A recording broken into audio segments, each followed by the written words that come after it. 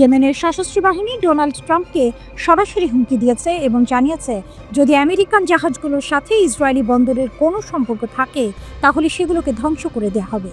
গাজায় ক্রমবর্ধমান দুর্ভিক্ষের কারণে যখন বিশ্বজুড়ে ক্ষোভ বাড়ছে এবং ইসরায়েলি প্রতিরক্ষা বাহিনী আইডিএফ তাদের অবস্থানে অনড়, তখন ইয়েমেনিদের এই নতুন হুমকি উত্তেজনা আরও বাড়িয়ে দিয়েছে। আনসার আল্লাহ নামে পরিচিত হুথিরা সতর্ক করেছে ইসরায়েলের সাথে যে কোনো ধরনের যোগাযোগ রাখলে আমেরিকান জাহাজগুলোকে তাদের হামলার লক্ষ্যবস্তু করা হতে পারে। কর্মকর্তা মোহাম্মদ আল বুহেইতি রাশিয়ার সংবাদ সংস্থা RIA নভস্তিকে দেয়া এক বিবৃতিতে এই হুমকির কথা জানিয়েছেন। তিনি বলেছেন যেসব কোম্পানি ইসরায়েলের সাথে বাণিজ্য করছে সেগুলোকে তারা বৈধ লক্ষ্যবস্তু হিসেবে দেখবে। আল বুহেইতি দাবি করেন তাদের এই পদক্ষেপ ফিলিস্তিনিদের প্রতিটি সমর্থন এবং গাজার উপর ইসরায়েলের অবরোধের বিরুদ্ধে একটি প্রতিবাদ। তিনি গাজায় ইসরায়েলের কর্মকাণ্ডকে ফিলিস্তিনি জনগণের বিরুদ্ধে গণহত্যা হিসেবে বর্ণনা করেন।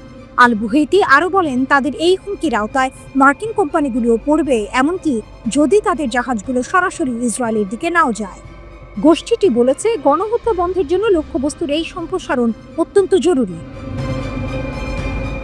গত 28 জুলাই একজন মুখপাত্র ঘোষণা করেন ইসরায়েলের সাথে যুক্ত যে কোনো জাহাজ আক্রমণ করা হবে।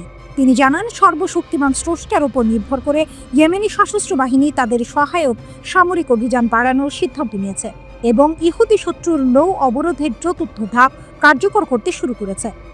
এই নতুন ধাপে ইসরায়েলি বন্দরের সাথে ব্যবসা করে এমন যে কোনো কোম্পানির সমস্ত জাহাজকে লক্ষ্যবস্তু করা হবে, সেই কোম্পানির জাতীয়তা যাই হোক না কেন।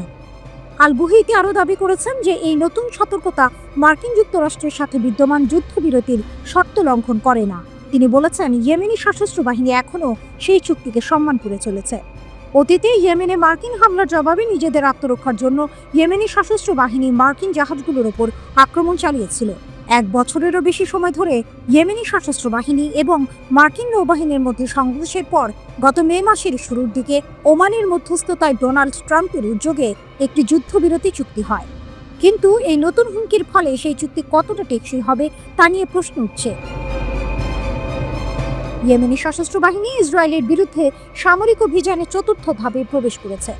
নতুন ঘোষণায় তারা জানায় এবার থেকে ইসরায়েলি বন্দর ব্যবহারে জড়িত যে কোনো দেশের যে কোনো কোম্পানির জাহাজ তাদের হামলার লক্ষ্য হবে যদি তা হুথিদের ড্রোন বা ক্ষেপণাস্ত্রের আওতায় পড়ে।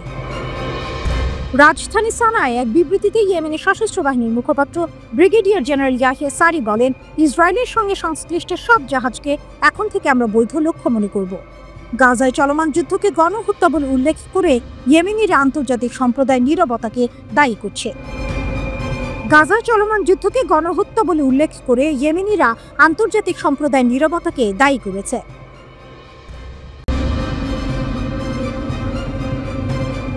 গাজা উপত্যকার দক্ষিণ অংশে ফিলিস্তিনি প্রতিরোধ যোদ্ধাদের সঙ্গে সংঘর্ষে আরও 2 ইসরায়েলি সেনা নিহত হয়েছেন। এর মধ্য দিয়ে 2023 সালের অক্টোবর থেকে শুরু হওয়া এই নৃশংস যুদ্ধে ইসরায়েলের হতাহতের সংখ্যা ক্রমশ বাড়ছে। 27 জুলাই ইসরায়েলি সেনাবাহিনী এক বিবৃতিতে এই 2 সেনার মৃত্যুর খবর নিশ্চিত করেছে। খান ইউনিসে বিস্ফোরণ ও হতাহত। ইসরায়েলি সেনাবাহিনীর দেয়া তথ্য অনুযায়ী গাজা উপত্যকার দক্ষিণের শহর খান ইউনিসে তাদের একটি সাঁজোয়া যান বিস্ফোরিত হলে এই 2 সেনা নিহত হন। নিহত সেনাদের বয়স ছিল 20 ও 22 বছর। তারা গোলানি পদাতিক ব্রিগেডের 51তম ব্যাটালিয়নের সদস্য ছিলেন। সামরিক সূত্রের বরাত দিয়ে ইসরায়েলি সংবাদ মাধ্যমগুলো জানিয়েছে ফিলিস্তিনি যোদ্ধারা একটি সুড়ঙ্গ থেকে বেরিয়ে এসে ইম্প্রোভাইজড বিস্ফোরক ডিভাইস IED ব্যবহার করে সাঁজোয়া যানটিতে বিস্ফোরণ ঘটায়। এর একদিন আগে ইসরায়েলি সেনাবাহিনী আগের সপ্তাহে আহত আরও এক সেনার মৃত্যুর খবর নিশ্চিত করেছিল। ইসরায়েলি সেনাবাহিনীর দেয়া তথ্য অনুযায়ী 2023 সালের অক্টোবরে গাজায় স্থল অভিযান শুরুর পর থেকে এখন পর্যন্ত তাদের 462 জন সেনা নিহত হয়েছেন। তবে স্বাধীন গণমাধ্যমের প্রতিবেদনগুলো বলছে প্রকৃত মৃত্যুর সংখ্যা এর চেয়ে অনেক বেশি হতে পারে। অন্যদিকে গাজার স্বাস্থ্য মন্ত্রণালয়ের তথ্য অনুযায়ী ইসরায়েলি হামলায় 59,733 জন ফিলিস্তিনি নিহত হয়েছেন, যাদের বেশিরভাগই বেসামরিক নাগরিক। এই যুদ্ধের ভয়াবহতা ইসরায়েলি সেনাদের মানসিক স্বাস্থ্যের উপর ব্যাপক প্রভাব ফেলছে। জুলাই মাসের মাঝামাঝি সময়ে ইসরায়েলি সেনাবাহিনী নিশ্চিত করেছে সাম্প্রতিক মাসগুলোতে কমপক্ষে ৪৩ জন সেনা গভীর মানসিক আঘাত, পিটিএসডি এবং চরম সহিংসতার সংস্পর্শে আসার কারণে আত্মহত্যা করেছেন। যদিও সেনাবাহিনী এই ধরনের আত্মহত্যার খবর গোপন করার চেষ্টা করছে, তবুও প্রমাণ মিলছে যে এসব ঘটনা উল্লেখযোগ্যভাবে বেড়েছে। প্রতিবেদনে বলা হয়েছে, পরিস্থিতির ভয়াবহতা লুকাতে কিছু সেনার শেষকৃত্য সামরিক সম্মান বা জনসাধারণের ঘোষণা ছাড়াই সম্পন্ন করা হচ্ছে। সাম্প্রতিক মাসগুলোতে জনবল সংকটের কারণে ইসরায়েলি সেনাবাহিনী পিটিএসডি সংক্রান্ত সেনাদেরও যুদ্ধক্ষেত্রে ফিরিয়ে আনতে বাধ্য হচ্ছে। সমালোচকরা বলছেন, ইসরায়েলি সরকার এমন একটি স্থানে আরও সৈন্য পাঠাচ্ছে যেখানে ইতিমধ্যেই একাধিকবার যুদ্ধ সংঘটিত হয়েছে। ইসরায়েলের প্রধানমন্ত্রী বেনিয়ামিন নেতানিয়াহুর যুদ্ধ উস্কানিমূলক নীতির বিরুদ্ধে দেশে এবং বিদেশে অভূতপূর্ব সমালোচনা শুরু হয়েছে। ইসরায়েলি কলামিস্ট নাদাভ ইয়াল ইয়েদিয়ত আখরোনথে প্রকাশিত এক কড়া মন্তব্যে গাজার যুদ্ধকে একটি মারাত্মক ফাঁদ হিসেবে বর্ণনা করেছেন, যেখানে ব্যাপক ক্ষয়ক্ষতি এবং সম্পদের অবিরাম অপচয় হচ্ছে। ওয়াশিংটনের আন্তরিক সমর্থনের আশ্বাস সত্ত্বেও ইয়াল ইঙ্গিত দিয়েছেন, গাজায় ইসরায়েলের সামগ্রিক কৌশল নিয়ে গুরুতর সন্দেহ রয়েছে। এর আগে ইসরায়েলি সংবাদ মাধ্যমগুলো জানিয়েছিল যে ফিলিস্তিনি প্রতিরোধ আন্দোলন হামাস তাদের কমান্ড কাঠামো পুনর্গঠন করছে এবং নতুন গোয়েন্দা তথ্যের ভিত্তিতে মারাত্মক আক্রমণ চালাচ্ছে।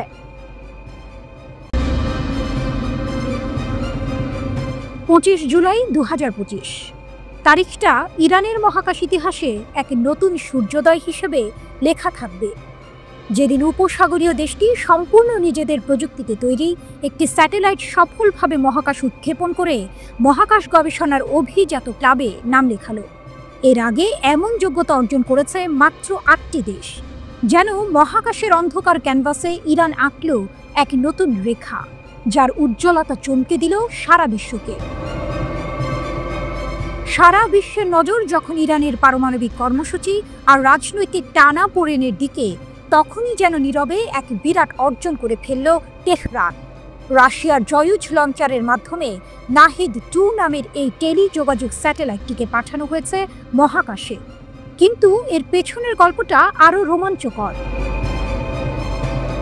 সম্পূর্ণভাবে ইরানে নির্মিত এই প্রপালশন মডিউলে রয়েছে অত্যাধুনিক সব প্রযুক্তি, উচ্চ ক্ষমতার হট গ্যাস থ্রাস্টার, উন্নত কম্পোজিট ফিউয়েল ট্যাঙ্ক, নিখুঁত নিয়ন্ত্রণ ব্যবস্থা এবং উচ্চ চাপের ভালভ, সবই যেন জানান দিচ্ছে ইরানের প্রকৌশলগত দক্ষতার। ইরানিয়ান স্পেস এজেন্সি ISA এর কর্মকর্তারা বলছেন, নাহিদ-2 স্যাটেলাইটটি তার নিজস্ব প্রপালশন সিস্টেম দিয়ে সজ্জিত, যা কক্ষপথের উচ্চতা সর্বোচ্চ 50 কিলোমিটার পর্যন্ত সামঞ্জস্য করতে পারে। এটি কক্ষপথের ক্ষয়রোধে একটি গুরুত্বপূর্ণ বৈশিষ্ট্য, যা স্যাটেলাইটের কার্যকাল বাড়িয়ে তোলে। রাশিয়ার একটি কসমোড্রোম থেকে সফলভাবে উৎক্ষেপিত এই স্যাটেলাইটটির ওজন মাত্র 110 কেজি।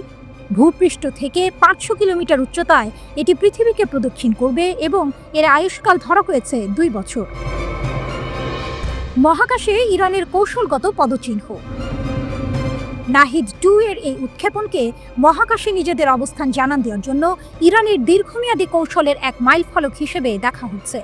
বিশেষ করে স্যাটেলাইট যোগাযোগ এবং পৃথিবীর নিম্ন কক্ষপথে স্যাটেলাইট গুচ্ছ তৈরির ক্ষেত্রে এই অর্জন অত্যন্ত গুরুত্বপূর্ণ। ইরানের তথ্য ও যোগাযোগ প্রযুক্তি মন্ত্রণালয় এই স্যাটেলাইটকে জাতীয় স্যাটেলাইট যোগাযোগ নেটওয়ার্ক উন্নয়ন, দেশীয় LEO নক্ষত্রমণ্ডলী গঠন এবং ভবিষ্যতের উচ্চ কক্ষপথ মিশনের প্রস্তুতির জন্য একটি গুরুত্বপূর্ণ পদক্ষেপ বলে অভিহিত করেছে। ISA প্রধান হাসান সালাউরিয়ে আগেই জানিয়েছিলেন, 2025 সালে ইরানের বেশ কয়েকটি স্যাটেলাইট উৎক্ষেপণের পরিকল্পনা রয়েছে, যার মধ্যে জাফর-1, পায়াম এবং এই নাহিদ-2 রয়েছে।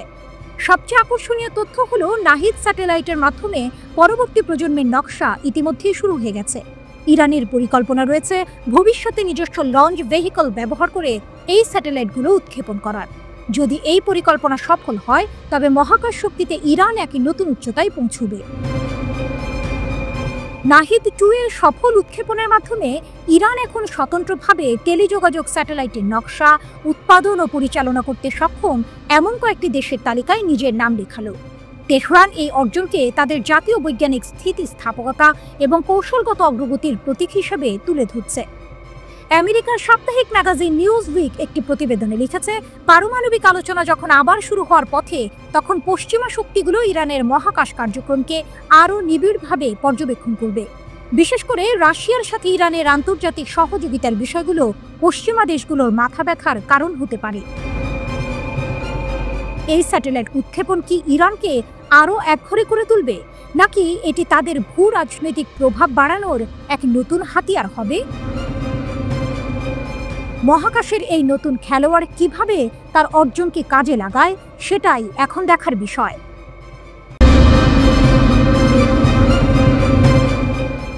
যুদ্ধবিরতি মানে শান্তি নয়, কেবলই এক শ্বাস ফেলার বিরতি।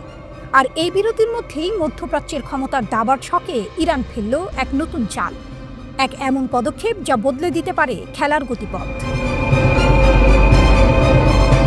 ব্যালিস্টিক ক্ষেপণাস্ত্র কর্মসূচির সাথে সংযুক্ত স্যাটেলাইট রকেট উৎক্ষেপণ করেছে ইরান।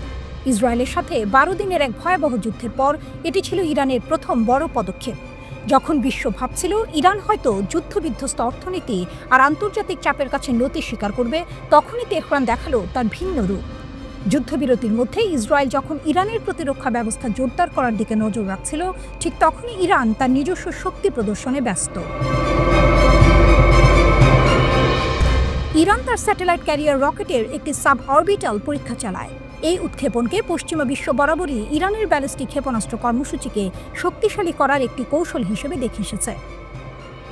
ইরানের রাষ্ট্রীয় গণমাধ্যম এই রকেট উৎক্ষেপণকে ঘাসেদ উপগ্রহ উৎক্ষেপণ যান হিসেবে চিহ্নিত করেছে। মিশ্র জ্বালানি ব্যবহার করে এই ঘাসেদ রকেটটি প্রথম 2020 সালে উন্মোচন করা হয়েছিল। এটি কেবল একটি প্রযুক্তিগত পরীক্ষা ছিল না, ছিল এক নীরব বার্তা, ইরান তার নিজস্ব পথে অবিচল। রকেটের উৎক্ষেপণ স্থান বা উড্ডয়নের পরামিতি সম্পর্কে কোনো বিস্তারিত বিবরণ প্রকাশ করা হয়নি। এই নীরবতাই যেন ইরানের কৌশলগত শক্তির এক অংশ। তারা মাঝে মাঝে সামরিক বা বেসামরিক প্যালোড কক্ষপথে স্যাটেলাইট ক্যারিয়ার উৎক্ষেপণ করে, যা তাদের প্রযুক্তিগত সক্ষমতা এবং আঞ্চলিক প্রভাবের এক নীরব ঘোষণা। এই অস্পষ্টতা, এই রহস্যময়তা, এটাই যেন ইরানের শক্তির আসল টুইস্ট। তারা তাদের ক্ষমতা প্রদর্শন করে, কিন্তু তার সম্পূর্ণ চিত্র কখনো প্রকাশ করে না। এই উৎক্ষেপণ কেবল একটি রকেট পরীক্ষা ছিল না, এটি ছিল মধ্যপ্রাচ্যের ক্ষমতার খেলায় ইরানের এক নতুন চাল, এক নতুন অধ্যায়ের সূচনা। যখন বিশ্ব ভাবছে পরবর্তী পদক্ষেপ কি হবে, ইরান তখন তার মহাকাশীয় চালের মাধ্যমে নিজের শক্তির বার্তা পৌঁছে দিচ্ছে।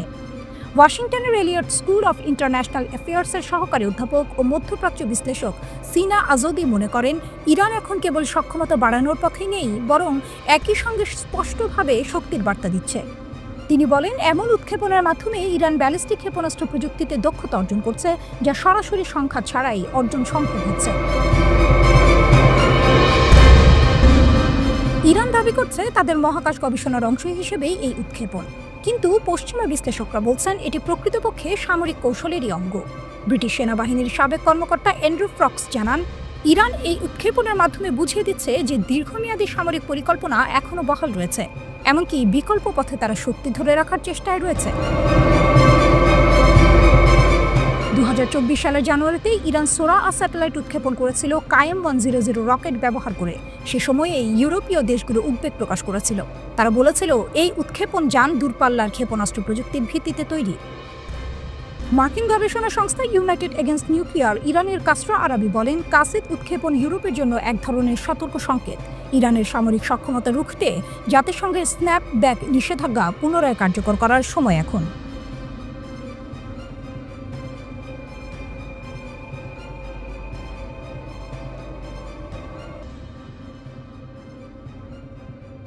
ইরান বনাম আমেরিকা, কূটনীতি নাকি যুদ্ধের ফাঁদ? ইসরায়েলের সাথে সাম্প্রতিক এক বিধ্বংসী যুদ্ধের পর ইরান এবার সরাসরি মার্কিন যুক্তরাষ্ট্রকে চ্যালেঞ্জ ছুঁড়ে দিয়েছে। ওয়াশিংটনকে স্পষ্ট বার্তা দিয়েছে তেহরান, কূটনীতিতে ফিরে আসুক, না হলে পরিস্থিতি আরও খারাপ হওয়ার ঝুঁকি নিক।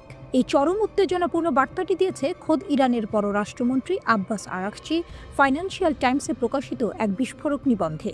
আরাকচি সরাসরি ডোনাল্ড ট্রাম্পের প্রশাসনকে প্রশ্ন করেছেন, আমেরিকা কি অবশেষে কূটনীতি বেছে নেবে, নাকি অন্য কারো যুদ্ধে আটকে থাকবে? এই মন্তব্যের জন্য নিউজউইক মার্কিন পররাষ্ট্র দপ্তর এবং ইরানের পররাষ্ট্র মন্ত্রণালয়ের সাথে যোগাযোগ করেছে, কিন্তু এখনও কোনো আনুষ্ঠানিক প্রতিক্রিয়া মেলেনি।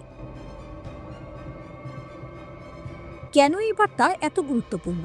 ইসরায়েল ও ইরানের মধ্যে সাম্প্রতিক যুদ্ধ এবং তাতে মার্কিন যুক্তরাষ্ট্রের সরাসরি জড়িয়ে পড়া এই অঞ্চলের উত্তেজনাকে এক নতুন উচ্চতায় নিয়ে গেছে।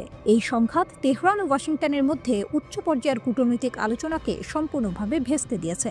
আরাকচির এই বক্তব্য অঞ্চলের ভঙ্গুর ভারসাম্যকে তুলে ধরে এবং পারমাণবিক নিরস্ত্রীকরণ ও আঞ্চলিক স্থিতিশীলতার উপর ভবিষ্যতের সংলাপের জন্য এক বিশাল ঝুঁকি তৈরি করে। পরিস্থিতি এমন একদিকে যাচ্ছে যেখানে একটি ভুল পদক্ষেপ বড় ধরনের বিপর্যয় ডেকে আনতে পারে।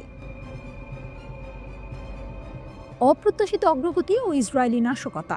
আরাকচি দাবি করেছেন, ইরান এবং ট্রাম্পের দূত স্টিভ উইটকফ অভূতপূর্ব অগ্রগতি অর্জন করছিলেন। তিনি বলেছেন, 9 সপ্তাহের মধ্যে মাত্র 5টি বৈঠকে মার্কিন বিশেষ দূত স্টিভ উইটকফ এবং আমি ব্যর্থ বাইডেন প্রশাসনের সাথে 4 বছরের পারমাণবিক আলোচনায় যা অর্জন করেছি তার চেয়ে বেশি অর্জন করেছি। কিন্তু এই সাফল্যের পথে বাধা হয়ে দাঁড়ায় ইসরায়েল। ষষ্ঠ আলোচনার ঠিক আগেই ইরানের পারমাণবিক অবকাঠামো লক্ষ্য করে ইসরায়েলের বিমান হামলা শুরু হয়, যা সব অগ্রগতি নষ্ট করে দেয়। 13 জুন ইসরায়েলের এই বিমান হামলাকে তাদের সরকার অস্তিত্বগত হুমকির বিরুদ্ধে একটি পূর্ব নির্ধারিত আক্রমণ হিসেবে বর্ণনা করেছে। এই হামলা ইরানের সাথে 12 দিনের এক ভয়াবহ যুদ্ধের সূচনা করে। এই সংঘাতে এতটাই উত্তেজনা ছড়িয়ে পড়ে যে প্রেসিডেন্ট ট্রাম্প ইরানের ভূগর্ভস্থ পারমাণবিক স্থাপনা লক্ষ্য করে বিমান হামলার অনুমোদনও দিয়েছিল। আরাকচি স্পষ্টভাবে ইসরায়েলকে ইরান এবং ওয়াশিংটনের মধ্যে চলমান আলোচনায় ইচ্ছাকৃতভাবে নাশকতা করার অভিযোগ করেছেন। তিনি বলেন, বলা বাহুল্য, ইরান এবং আমেরিকার মধ্যে আলোচনায় যে অগ্রগতি হয়েছে তা নাশকতার শিকার হয়েছে। ইরান নয়, বরং আমেরিকার একটি স্পষ্ট মিত্র দ্বারা। আরাকচি ইসরায়েলের এই হামলার পেছনে তাদের যুক্তি প্রত্যাখ্যান করে বলেছেন যে ইসরায়েল মিথ্যা দাবি করেছে যে তাদের বিমান হামলার লক্ষ্য ইরানকে পারমাণবিক অস্ত্র তৈরি থেকে বিরত রাখা। তিনি জোর দিয়ে বলেছেন যে ইরান এখনও পারমাণবিক অস্ত্র বিস্তার রোধ চুক্তিতে স্বাক্ষরকারী এবং জাতিসংঘের তত্ত্বাবধানে শান্তিপূর্ণ পারমাণবিক উন্নয়নে প্রতিশ্রুতিবদ্ধ। মার্কিন যুক্তরাষ্ট্র নতুন কূটনীতির জন্য উন্মুক্ত থাকতে পারে এমন সংকেত দেখা গেলেও আরাকচি ওয়াশিংটনের উদ্দেশ্যে নির্ভরযোগ্যতা নিয়েও প্রশ্ন তোলেন। তিনি সতর্ক করে বলেন, সৎ বিশ্বাসে নতুন আলোচনা সম্মত হওয়ার পর আমরা দেখেছি যে আমাদের সদিচ্ছা 2টি পারমাণবিক অস্ত্রধারী সামরিক বাহিনীর আক্রমণের সাথে প্রতিদান পেয়েছে। যদি এটি সৌহার্দ্যপূর্ণভাবে সমাধানের ইচ্ছা থাকে তাহলে মার্কিন যুক্তরাষ্ট্রের উচিত একটি ন্যায়সঙ্গত চুক্তির জন্য প্রকৃত প্রস্তুতি দেখানো। অন্যদিকে আরাকচি জেদ্দায় সৌদি আরবের ক্রাউন প্রিন্স মোহাম্মদ বিন সালমানের সাথে সাক্ষাৎ করেছেন। তেহরানের সাথে ইসরায়েলের যুদ্ধের পর রাজ্যে আরাকচির এটি প্রথম সফর। সৌদি রাষ্ট্রীয় সংবাদ সংস্থা SPA অনুসারে এই আলোচনা দ্বিপাক্ষিক সম্পর্ক এবং আঞ্চলিক স্থিতিশীলতা নিয়ে কেন্দ্রীভূত ছিল। এটি ইঙ্গিত দেয় যে ইরান আঞ্চলিক সম্পর্ক স্বাভাবিক করার চেষ্টা করছে, একই সাথে ইসরায়েল এবং আমেরিকার উপর চাপ সৃষ্টি করছে। ইরানের পররাষ্ট্রমন্ত্রী আব্বাস আরাকচি বলেছেন, বিকল্পটা আমেরিকার। আমেরিকাকে শেষ পর্যন্ত কূটনীতি বেছে নেবে নাকি অন্য কারো যুদ্ধে আটকে থাকবে, এরপর কি হবে? ইরান ইসরায়েল যুদ্ধের প্রভাব থেকে উভয় দেশই ধীরে ধীরে স্বাভাবিক হচ্ছে। পর্দার আড়ালে অনানুষ্ঠানিক বার্তা আদান প্রদান অব্যাহত রয়েছে। আগামী কয়েক সপ্তাহ সম্ভবত নির্ধারণ করবে যে কূটনীতি আবার গতি ফিরে পাবে নাকি এই অঞ্চলটি আবারও সংঘাতের এক অন্তহীন চক্রে আবদ্ধ হয়ে থাকবে। আমেরিকা কি সত্যিই ইরানের চ্যালেঞ্জ গ্রহণ করবে এবং কূটনীতির পথ বেছে নেবে, নাকি মধ্যপ্রাচ্য জুড়ে আরেকটি যুদ্ধের দামামা বাজবে?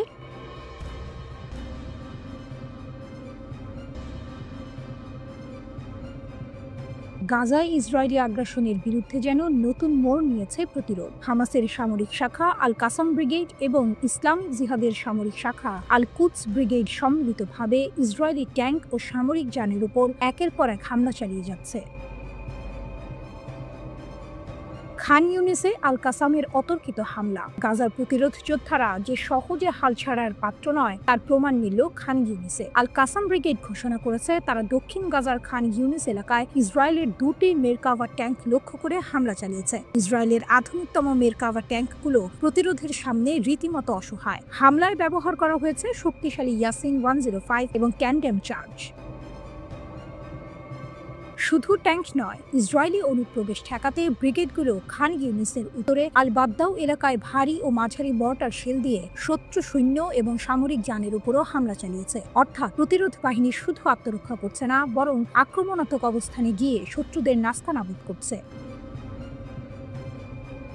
আল তুফায় আল কুদস ব্রিগেডের বাজেমাত একই সময়ে ইসলামিক জিহাদের সামরিক শাখা আল কুদস ব্রিগেডও বসে নেই। তারা ঘোষণা করেছে যে গাজা শহরের আল তুফাহ পাড়ার পূর্ব অংশে ইসরায়েলি বাহিনীর অনুপ্রবেশের সময় তারা পূর্ব স্থাপিত বর্মবিরোধী বিস্ফোরক ডিভাইস ব্যবহার করে একটি ইসরায়েলি সামরিক যান ধ্বংস করেছে। কে জানতো মাটির নিচে লুকিয়ে থাকা একটি ডিভাইস ইসরায়েলি সামরিক যানের জন্য সাক্ষাৎ যমদূত হয়ে উঠবে?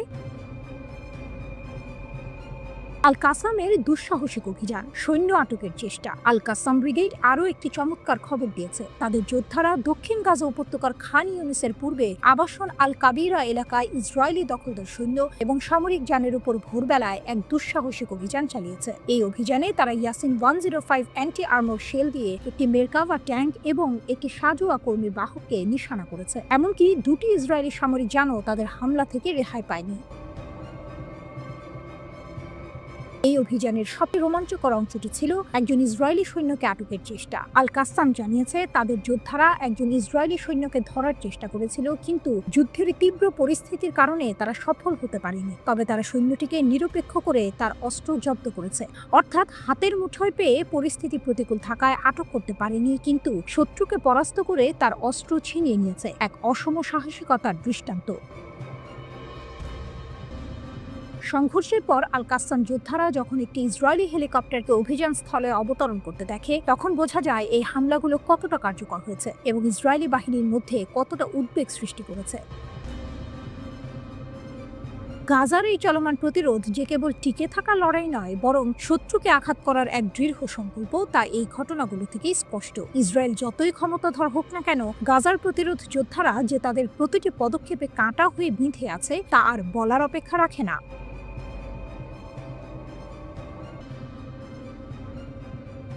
গাজার সমর্থনে যেন যুদ্ধের ক্ষেত্রটা ক্রমশই বিস্তৃত হচ্ছে। ইসরায়েলের প্রধান বিমানবন্দর বেন গুরিয়ন আবারও সরাসরি ইয়েমেনি সশস্ত্র বাহিনী YAF এর ক্ষেপণাস্ত্র হামলার আওতায় এসেছে। কে ভেবেছিল ভূমধ্য সাগর থেকে অনেক দূরে থাকা ইয়েমেন ইসরায়েলের কেন্দ্রে এমন আঘাত হানতে পারে? বেন গুরিয়নে জুলফিকারের আঘাত। ইয়েমেনি সশস্ত্র বাহিনীর মুখপাত্র ব্রিগেডিয়ার জেনারেল ইয়াহিয়া সারি নিশ্চিত করেছেন তারা সফলভাবে বেন গুরিয়ন বিমানবন্দরে একটি সুনির্দিষ্ট সামরিক অভিযান চালিয়েছে। এই হামলায় ব্যবহার করা হয়েছে শক্তিশালী জুলফিকার ব্যালিস্টিক ক্ষেপণাস্ত্র। ইসরায়েলি প্রতিরক্ষা বাহিনী দাবি করেছে এই ক্ষেপণাস্ত্র আক্রমণ সফলভাবে প্রতিহত করা হয়েছে। তবে ইয়েমেনের সশস্ত্র বাহিনীর দাবি এই হামলার প্রভাব ছিল ব্যাপক। ইয়াহিয়া সারি জানিয়েছেন ইসরায়েলের ৩০০টিরও বেশি শহরে অ্যালার্ম সাইরেন বেজে ওঠে। এর ফলে লক্ষ লক্ষ ইসরায়েলিকে বাধ্য হয়ে আশ্রয় কেন্দ্রে যেতে হয়। শুধু তাই নয়, বেন গুরিয়ন বিমানবন্দরের সমস্ত বিমান চলাচল বন্ধ করে দিতে হয়। এই একটি সফল হামলা ইসরায়েলের আকাশপথে বড় ধরনের বিপর্যয় সৃষ্টি করেছে। ইয়াহিয়া সারি জোর দিয়ে বলেছেন গাজা উপত্যকার বিরুদ্ধে ইসরায়েলের আগ্রাসন বন্ধ না হওয়া পর্যন্ত তারা এই সামরিক অভিযান চালিয়ে যাবে এবং নৌ অবরোধ বজায় রাখবেন। নৌ অবরোধ সাগরে এক নতুন অধ্যায়। ইসরায়েলি সশস্ত্র বাহিনী শুধু আকাশপথেই সীমাবদ্ধ থাকেনি, সাগরেও তারা ইসরায়েলের বিরুদ্ধে কঠোর পদক্ষেপ নিয়েছে। এই অভিযানের অংশ হিসেবে তারা উম্মে আল রাশরাশ বন্দরের দিকে যাওয়া ইটার্নিটি সি নামের একটি জাহাজ ডুবিয়ে দিয়েছে। ইয়েমেনি নৌবাহিনী জাহাজ ডোবানোর সেই ফুটেজও প্রকাশ করেছে। কিন্তু এখানেই আছে এক চমক। ইয়েমেনি সামরিক কর্তৃপক্ষ জানিয়েছে জাহাজটিকে ডুবিয়ে দেওয়ার সময় তারা জাহাজের ক্রুদের সাথে যোগাযোগ করেছিল। ফুটেজে দেখা যায় নৌ অপারেটররা জাহাজের ক্যাপ্টেনকে আশ্বস্ত করছেন যে উদ্ধার নৌকা আসছে এবং ক্রুদের নিরাপত্তা নিশ্চিত করা হয়েছে। এটি এক অদ্ভুত বৈপরীত্য। একদিকে কঠোর অবরোধের অংশ হিসেবে জাহাজ ডুবিয়ে দেওয়া হচ্ছে, অন্যদিকে মানবিকতার খাতিরে ক্রুদের জীবন বাঁচানোর চেষ্টা করা হচ্ছে। এটি ইয়েমেনি সশস্ত্র বাহিনীর কয়েকদিনের মধ্যে ডুবিয়ে দেওয়া দ্বিতীয় জাহাজ। এর আগে লোহিত সাগরে ম্যাজিক 6 নামের আরেকটি জাহাজকেও ড্রোন এবং ক্ষেপণাস্ত্র দিয়ে লক্ষ্য করে ডুবিয়ে দেওয়া হয়েছিল। ইয়েমেনের এই পদক্ষেপ স্পষ্ট করে যে তারা কেবল গাজার সমর্থনে সামরিক অভিযান চালাচ্ছে না, বরং ইসরায়েলের উপর চাপ সৃষ্টি করতে তারা কৌশলগতভাবে অত্যন্ত গুরুত্বপূর্ণ লক্ষ্যবস্তু বেছে নিচ্ছে। তাদের এই চলমান প্রতিরোধ ইসরায়েলকে এক নতুন চ্যালেঞ্জের মুখে ফেলেছে। ইয়েমেনের সশস্ত্র বাহিনী ঘোষণা করেছে ইসরায়েল সম্পর্কিত কোম্পানির মালিকানাধীন সব জাহাজ এখন থেকে তাদের বৈধ লক্ষ্যবস্তু। তারা দাবি করে গাজায় আগ্রাসন বন্ধ না হওয়া এবং অবরোধ না ওঠা পর্যন্ত ইসরায়েলি নৌ চলাচল বন্ধ রাখতে প্রতিশ্রুতিবদ্ধ। ইয়েমেনের এই নতুন সক্ষমতা ইসরায়েলি দখলদারের জন্য একটি বড় সংকেত, যা ইঙ্গিত দেয় এই অঞ্চলে ইসরায়েলের ক্ষমতা ক্রমেই সীমিত হচ্ছে এবং তারা প্রতিরোধ অক্ষের চাপের মুখে পড়েছে। রাজনৈতিক বিশ্লেষকদের মতে ইয়েমেনের সাম্প্রতিক সামরিক সক্ষমতা ও দৃঢ়তা স্পষ্ট করে যে ইরানের প্রতিরোধ অক্ষের হাতে এখনো শক্তিশালী কার্ড রয়েছে, যা এখনো পুরোপুরি খেলা হয়নি।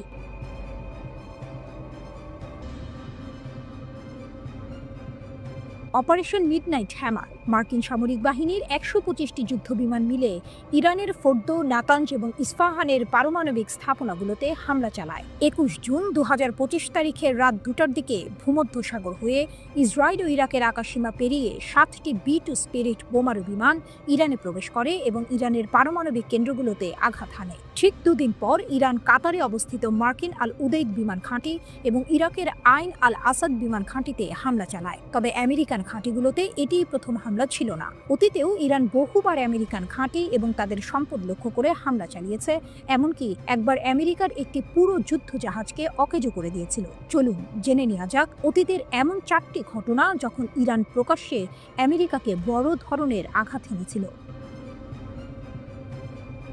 কাসেম সোলেমানির হত্যার প্রতিশোধ। আইন আল আসাদ বিমান ঘাঁটিতে হামলা। ৩ জানুয়ারি ২০২০ তারিখে বাগদাদ বিমানবন্দরে মার্কিন ড্রোন হামলায় ইরানের শীর্ষ জেনারেল কাসেম সোলেমানি নিহত হন। তার মৃত্যুর খবর ইরানি শোকের আবহ তৈরি করে এবং ইরান এর প্রতিরোধ নেওয়ার সিদ্ধান্ত নেয়। যখন সবাই ভাবছিল যে ইরান কেবল বাগাড়ম্বর করবে, তখন ইরান সিদ্ধান্ত নিল যে এবার জবাব হবে সরাসরি ক্ষেপণাস্ত্রের মাধ্যমে। ইরান প্রকাশ্যে আমেরিকাকে হুমকি দিয়ে বলেছিল যে আমেরিকা আমাদের সেনাপতিকে মেরেছে, এবার তাকে এর মূল্য দিতে হবে। আইন আল আসাদ বিমান ঘাঁটি ইরাকের পশ্চিমাঞ্চলে অবস্থিত আমেরিকার একটি অত্যন্ত গুরুত্বপূর্ণ ঘাঁটি। সোলেমানি হত্যার মাত্র 6 দিন পর ৮ জানুয়ারি ২০২০ তারিখে রাত ১টা ২০ মিনিটে ডজন খানেক ফাতা এবং কিয়াম ব্যালিস্টিক ক্ষেপণাস্ত্র আকাশে দেখা যায় এবং সেগুলো আমেরিকান বিমান ঘাঁটিতে আগুনের মতো বর্ষিত হয়। ইরানের এই হামলা এতটাই সুনির্দিষ্ট ছিল যে এই ক্ষেপণাস্ত্রগুলো আমেরিকান ঘাঁটির জ্বালানি ডিপো, বিমান আশ্রয় কেন্দ্র এবং কমান্ড পোস্টকে নিখুঁত নির্ভুলতার সাথে আঘাত করে। সবচেয়ে আশ্চর্যের বিষয় ছিল একটি ক্ষেপণাস্ত্র লক্ষ্যভ্রষ্ট হয়নি।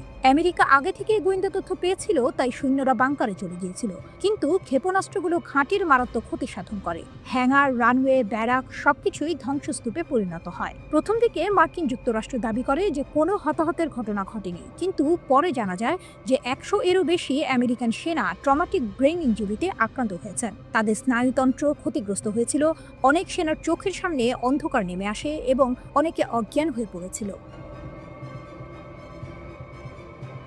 RQ-4 গ্লোবাল হক ড্রোন ধ্বংস, আকাশের গর্ব যখন ছাই হলো। এর 1 বছর আগেও এমন একটি ঘটনা ঘটেছিল যখন ইরান আমেরিকাকে যোগ্য জবাব দিয়েছিল। ২০১৯ সালের জুন মাসের এক শান্ত রাতে ইরানের আকাশসীমায় প্রবেশ করে একটি আমেরিকান ড্রোন RQ-4 গ্লোবাল হক, কিন্তু মাত্র ২০ সেকেন্ডের মধ্যেই ইরান আমেরিকার এই গর্বকে আগুনে পরিণত করে দেয়। এই ড্রোনটি ইরানের সীমার ভেতরে ৭০,০০০ ফুট উচ্চতায় উঠছিল, যেখানে সাধারণ বিমান প্রতিরক্ষা ব্যবস্থা কাজ করে না। কিন্তু ইরান তাদের সেভত ক্ষেপণাস্ত্র ব্যবস্থা ব্যবহার করে ড্রোনটিকে লক করে এবং গুলি করে। আমেরিকা কল্পনাও করতে পারেনি যে ইরানের ক্ষেপণাস্ত্র ব্যবস্থা ৭০,০০০ ফুট উচ্চতা পর্যন্ত কাজ করবে। আমেরিকান পতাকাবাহী জাহাজে হামলা, চ্যালেঞ্জ যখন প্রকাশ্যে আসে। ১৬ অক্টোবর ১৯৮৭ MVC CICT এমনই একটি কুয়েতি জাহাজ ছিল যাকে রিফ্ল্যাক্ট করে আমেরিকান করে দেওয়া হয়েছিল। ইরান একটি চীনা তৈরি সিলওয়ার্ম ক্ষেপণাস্ত্র নিক্ষেপ করে, যা সরাসরি জাহাজের ব্রিজে আঘাত হানে। এটি ছিল ৩০০০ কেজি ওজনের একটি সাবসনিক ক্ষেপণাস্ত্র যা ১২০ কিলোমিটার পর্যন্ত লক্ষ্যবস্তুকে আঘাত করতে সক্ষম ছিল। এটি ছিল কোনো আমেরিকান পতাকাবাহী জাহাজের উপর ইরানের প্রথম হামলা। আমেরিকান ফ্ল্যাগশিপে হামলা করার মানে ছিল যে ইরান একটি পরাশক্তির আত্মবিশ্বাসকে চ্যালেঞ্জ করেছে। মার্কিন যুদ্ধ জাহাজ ধ্বংস, সমুদ্রের তলায় লুকিয়ে থাকা বিপদ। ১৪ এপ্রিল ১৯৮৮ তারিখে অপারেশন আর্নেস্ট উইল চলাকালীনই মার্কিন নৌবাহিনীর একটি গাইডেড মিসাইল যুদ্ধ জাহাজ, যা USS স্যামুয়েল বি রবার্টস নামে পরিচিত ছিল, অপারেশনে অংশ নিতে মাত্রই এসেছিল এবং পারস্য উপসাগরের মাঝখানে সেটি একটি ইরানি কন্ট্যাক্ট মাইনের শিকার হয়। $৫০০ মূল্যের একটি মাইন $১০০ মিলিয়ন একটি জাহাজকে ধ্বংস করে দেয়। ইতিহাস সাক্ষী যে ইরানে যখন থেকে মার্কিনপন্থী সরকারের পতন হয়েছে, তখন থেকে বিভিন্ন নিষেধাজ্ঞা আরোপ এবং তাদের বিরুদ্ধে চাপ সৃষ্টি করা সত্ত্বেও তারা আমেরিকার মতো পরাশক্তিকেও জবাব দিতে দ্বিধা করে না। বিশ্বজুড়ে গোপন চীনা অস্ত্রের বাজার, নীরব খেলোয়াড় বেইজিং। ইউক্রেন যুদ্ধকে বলা হচ্ছে বিশ্বের প্রথম ড্রোন যুদ্ধ, আর এর ফুটেজ সব কথা বলে দেয়। ড্রোনগুলো পরীক্ষার উপর দিয়ে দ্রুত চলে যাচ্ছে, কোয়াডকপ্টারগুলো গ্রেনেড ফেলছে, বিস্ফোরক সরাসরি ট্যাঙ্কের হ্যাচে গিয়ে আঘাত হানছে। সামরিক বিশ্লেষকরা একে যুদ্ধের এক নতুন যুগ বলে অভিহিত করেছেন। ইউক্রেন গ্রাহক ড্রোন নিয়ে বেশ উন্নতি করেছিল এবং ইউরোপীয় সরবরাহকারীদের সাথে চুক্তি ছিন্ন করেছে। কিন্তু প্রশ্ন হলো, রাশিয়া তার ড্রোনগুলো কোথা থেকে পাচ্ছিল? একটি নতুন তদন্তের উত্তর চমকে দিয়েছে। এর পেছনে আছে চীন। চীনের গোপন ড্রোন ব্যবসা, অ্যারোহিট ও হোটেল রোবোটিক্স। এই ড্রোন বৃদ্ধির পেছনে রয়েছে তুলনামূলকভাবে অস্পষ্ট রাশিয়ান কোম্পানি অ্যারোহিট। কিন্তু এখন দেখা যাচ্ছে প্রতি মাসে হাজার হাজার ফাস্টারসন ভিউ ড্রোন তৈরি হচ্ছে, আর এর মূলে রয়েছে একটি চীনা কোম্পানি হোটেল রোবোটিক্স। এই চীনা বেসামরিক ড্রোন প্রস্তুতকারক কোম্পানিটি বলেছে যে তারা 2022 সালে রাশিয়ার কাছে বিক্রি বন্ধ করে দিয়েছে। তবুও অভ্যন্তরীণ নথিগুলো অন্য কথা বলছে। দেখা যাচ্ছে রুশ প্রকৌশলীরা 2025 সালেও হোটেল রোবোটিক্সের কর্মীদের সঙ্গে কথা বলছিলেন। নিষেধাজ্ঞার অধীনে এই ধরনের বিক্রি কি অবৈধ? হ্যাঁ, অবশ্যই, কিন্তু এর প্রয়োগ বেশ জটিল, বিশেষ করে মধ্যস্থতাকারীদের কারণে। কিছু যন্ত্রাংশ মালয়েশিয়ার মাধ্যমে আসে, কিছু দুবাইয়ের মাধ্যমে, আবার কিছু কাজাখস্তান বা কিরগিজস্তানের শেল কোম্পানির মাধ্যমে আসে। নিষেধাজ্ঞা সত্ত্বেও চীনা কোম্পানিগুলো যন্ত্রাংশ বিক্রি চালিয়ে যাচ্ছে। ইরানও চীনা অস্ত্রের ক্রেতা, আর এটি কেবল ইউক্রেন যুদ্ধে সীমাবদ্ধ নয়। অন্যান্য প্রতিবেদনে বলা হয়েছে ইরানের অস্ত্রাগারেও চীনা অস্ত্র দেখা যাচ্ছে। ইসরায়েলের সঙ্গে 12 দিনের যুদ্ধে ইরান তার অস্ত্রাগারের ঘাটতি অনুভব করছিল। বেইজিং এখন সেই শূন্যস্থান পূরণ করছে। তারা ইরানের কাছে ভূমি থেকে আকাশে নিক্ষেপযোগ্য ক্ষেপণাস্ত্র ব্যাটারি পাঠাচ্ছে। এগুলি অত্যাধুনিক প্রতিরক্ষা ব্যবস্থা না হলেও ইরানের জন্য লক্ষ্য হলো তার বিমান প্রতিরক্ষা ব্যবস্থা জোড়া লাগানো, এবং চীন সেই প্রক্রিয়ায় সহায়তা করছে। ইরান কিভাবে এর জন্য অর্থ পরিশোধ করছে? প্রতিবেদনগুলি ইঙ্গিত দেয় যে তারা অস্ত্রের বিনিময়ে তেল বিক্রি করছে। সুতরাং ইউক্রেন এবং ইরান দুটি ভিন্ন যুদ্ধক্ষেত্রে চীনা অস্ত্র দেখা গেছে। সর্বত্র চীনা অস্ত্র, মধ্যপ্রাচ্য থেকে আফ্রিকা পর্যন্ত। আপনি যদি আরো বড় পরিসরে দেখেন তাহলে বুঝতে পারবেন চীনা অস্ত্র প্রায় সর্বত্রই রয়েছে। গাজায় চীনা ট্যাঙ্ক বিরোধী ক্ষেপণাস্ত্র দেখা গেছে। সিরিয়া এবং লিবিয়ায় বিদ্রোহী গোষ্ঠীগুলোর কাছেও চীনা তৈরি বিমান বিরোধী অস্ত্র রয়েছে। আফ্রিকায়, চাঁদ এবং সুদানে চীনা হার্ডওয়্যার পাওয়া যায়। মিয়ানমারে সামরিক বাহিনী এবং বিদ্রোহীরা উভয় পক্ষই চীনা রাইফেল ব্যবহার করে। এর মানে হলো কিছু সংঘাতে চীন উভয় পক্ষকেই সরবরাহ করছে। চীনের প্রতিরক্ষা রপ্তানিকারকরা একটি সহজ নিয়ম অনুসরণ করে। আপনি যদি আমাদের অর্থ প্রদান করেন, আমরা সরবরাহ করব। আর এই নীতি কর্তৃত্ববাদী শাসন এবং অর্থের সংকটে থাকা সরকারগুলোর কাছে খুবই আকর্ষণীয়। এই সরবরাহগুলির বেশিরভাগই গোপনীয়, হয় তৃতীয় পক্ষের ডিলার বা শেল কোম্পানিগুলোর মাধ্যমে সম্পন্ন হয়। চীনা অস্ত্রের মান এবং বৈশ্বিক কৌশল। কিন্তু এখানে সবচেয়ে বড় প্রশ্ন হলো, এই অস্ত্রগুলো কি ভালো? এর উত্তর নির্ভর করে আপনি কাকে জিজ্ঞাসা করছেন তার উপর। চীন প্রায়শই যাকে রপ্তানি রূপ বলে তা সরবরাহ করে। এগুলি তাদের প্রধান অস্ত্রের কম উন্নত সংস্করণ, সস্তা এবং প্রচুর, তবে নির্ভরযোগ্যতা একটি সাধারণ অভিযোগ। এই চীনা অস্ত্রগুলোর সমস্যা রয়েছে। নাইজেরিয়ান সৈন্যরা তাদের চীনা ট্যাঙ্কগুলো ভেঙে যেতে দেখেছে। কিছু ক্ষেত্রে ক্লায়েন্টরা রাশিয়ান বা এমনকি পশ্চিমাদের কাছে ফিরে গেছে। কাগজে কলমে চীন বিশ্বের চতুর্থ বৃহত্তম অস্ত্র রপ্তানিকারক। মার্কিন যুক্তরাষ্ট্র, রাশিয়া এবং ফ্রান্সের পরে চতুর্থ স্থানে রয়েছে। মার্কিন প্যাট্রিয়ট ব্যর্থ। ইরানের ব্যালিস্টিক ক্ষেপণাস্ত্র আঘাত হানল আল উদেইদ ঘাঁটিতে। প্রায় 20 দিনের নীরবতা আর অস্বীকৃতির পর অবশেষে সত্য প্রকাশ পেল। কাতারে মার্কিন যুক্তরাষ্ট্রের সবচেয়ে বড় বিমান ঘাঁটি আল উদেইদে ইরানের একটি ব্যালিস্টিক ক্ষেপণাস্ত্র আঘাত হানতে সক্ষম হয়েছে। মার্কিন প্যাট্রিয়ট ক্ষেপণাস্ত্র প্রতিরক্ষা ব্যবস্থা এই ক্ষেপণাস্ত্রটিকে প্রতিহত করতে ব্যর্থ হয়, যা এতদিন ধরে মার্কিন যুক্তরাষ্ট্র গোপন রেখেছিল। স্যাটেলাইট ছবি প্রকাশের পর পেন্টাগন এই ঘটনা স্বীকার করতে বাধ্য হয়েছে। গত 23 জুন 2025 তারিখে ইরান কাতারের আল উদেইদ বিমান ঘাঁটিতে ক্ষেপণাস্ত্র হামলা চালায়। এই হামলা ছিল ইরানের পারমাণবিক স্থাপনায় মার্কিন হামলার প্রতিশোধ। ইরান এই অভিযানকে বিজয়ের আগমন নাম দিয়েছিল এবং হামলা চালানোর আগেই কাতার ও মার্কিন যুক্তরাষ্ট্রকে পূর্ব সতর্কীকরণ দিয়েছিল। পেন্টাগনের প্রধান মুখপাত্র শন পার্নেল নিশ্চিত করেছেন যে 23 জুন আল উদেইদ বিমান ঘাঁটিতে একটি ইরানি ব্যালিস্টিক ক্ষেপণাস্ত্র আঘাত হানে। বাকি ক্ষেপণাস্ত্রগুলি মার্কিন ও কাতারি বিমান প্রতিরক্ষা ব্যবস্থা দ্বারা প্রতিহত করা হয়েছিল। সৌভাগ্যবশত এই হামলায় কোনো হতাহতের ঘটনা ঘটেনি। স্যাটেলাইট চিত্রে ঘাঁটির নির্দিষ্ট স্থানাঙ্কে কালো চিহ্ন দেখা গেছে, যা ক্ষেপণাস্ত্র আঘাত হানার প্রমাণ। এর থেকে স্পষ্ট বোঝা যায় যে ঘাঁটির ভেতরে মোতায়েন করা মার্কিন প্যাট্রিয়ট বিমান প্রতিরক্ষা ব্যবস্থা অন্তত একটি ইরানি ব্যালিস্টিক ক্ষেপণাস্ত্রকে প্রতিহত করতে পারেনি। গোপন রাখার চেষ্টা আর সত্যের প্রকাশ। প্রাথমিকভাবে মার্কিন যুক্তরাষ্ট্র এবং কাতার এই হামলার বিষয়ে সম্পূর্ণ ভিন্ন বার্তা দিয়েছিল। তারা দাবি করেছিল যে সমস্ত ক্ষেপণাস্ত্র সফলভাবে প্রতিহত করা হয়েছে এবং কোনো উল্লেখযোগ্য ক্ষতি বা হতাহতের ঘটনা ঘটেনি। 2020 সালে ইরাকের আল আসাদ ঘাঁটিতে ইরানের হামলার সময়ও একই ধরনের ঘটনা ঘটেছিল। তখন প্রথমে কোনো হতাহতের ঘটনা ঘটেনি বলে দাবি করা হলেও পরে আহতদের সংখ্যা স্বীকার করা হয়। আল উদেইদের ক্ষেত্রেও একই চিত্র দেখা গেল। গত 10 জুলাই 2025 তারিখে ইরান ইন্টারন্যাশনাল কর্তৃক প্রকাশিত স্যাটেলাইট চিত্রগুলোতে দেখা যায় যে ঘাঁটির একটি রেডম সম্পূর্ণরূপে ধ্বংস হয়ে গেছে। প্যাট্রিয়টের ব্যর্থতার কারণ কি? যদিও বেশিরভাগ ক্ষেপণাস্ত্রকে বাধা দেওয়ার ক্ষেত্রে প্যাট্রিয়ট সিস্টেমের সাফল্য তার কার্যকারিতাকে তুলে ধরে, তবে একটি ক্ষেপণাস্ত্রকে থামাতে না পারা আধুনিক বিমান প্রতিরক্ষা ব্যবস্থার দুর্বলতাগুলো সামনে এনেছে। ইরানের ব্যালিস্টিক ক্ষেপণাস্ত্র কেন প্যাট্রিয়ট ইন্টারসেপ্টর এড়িয়ে আল উদেইদ বিমান ঘাঁটিতে আঘাত হানল তার সুনির্দিষ্ট প্রমাণ নেই, তবে কিছু সম্ভাব্য কারণ ধারণা করা হচ্ছে। কৌশলগত বিষয় এবং উন্নত প্রযুক্তি। ইরান হয়তো রাডার এড়িয়ে যাওয়া প্রযুক্তি বা কৌশলগত দক্ষতা সম্পন্ন উন্নত ব্যালিস্টিক ক্ষেপণাস্ত্র ব্যবহার করেছে। তারা এমন একটি পথ বা সময় বেছে নিয়েছে যা প্যাট্রিয়ট সিস্টেমের জন্য বাধা দেওয়া কঠিন ছিল। একাধিক লক্ষ্যবস্তু। যদি ক্ষেপণাস্ত্রটি একটি সমন্বিত আক্রমণের অংশ হয়ে থাকে, তাহলে প্যাট্রিয়ট সিস্টেম হয়তো একাধিক লক্ষ্যবস্তু দ্বারা আচ্ছন্ন হয়ে পড়েছিল, যার ফলে একটি ক্ষেপণাস্ত্র পিছলে যেতে পারে। পূর্ব সতর্কতা।